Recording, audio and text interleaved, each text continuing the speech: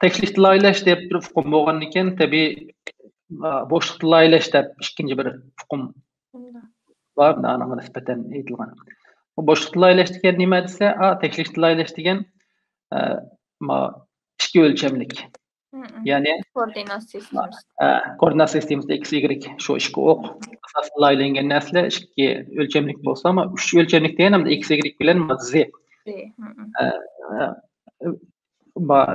Tik yönlüşte, doğrusu yönlüşte anladan keyin malyky boşlukka nispeten keňeýen kysmy hodima resimde görülgen aşyrdek ademgelike hakyky tuýguny berdigan aşyndak resimden laýlaýdygan bu sistemler 3D grafik sistemleri diýildi hem-de. Bunyň asaslyklary Autodesk, Blender, Maya, 3D Max diýendek näsle.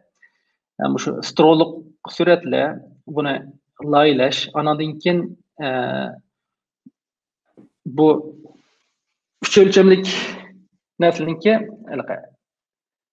laylap bolgandan keyin 360 gradus hem köreş noktasydan bunu laylaş tory keldi. Teklikli laylangan näsle hem de onuň cisimden bir ýüzüň laýysyny kılgan gep.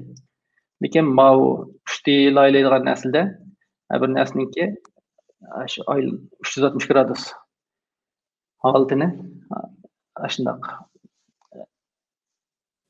laylaş tory keldi. Şoňa hem bu 3D laylaş nispeten boşluk duýgusy, yönlüş duýgusy diýenler nispeten ýaxşy hem şundak işlegen mas keldi bu laylaş.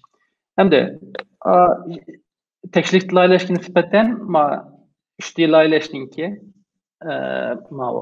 maaşy kirimi jukurak bolady, kıyılık derecesi jukary.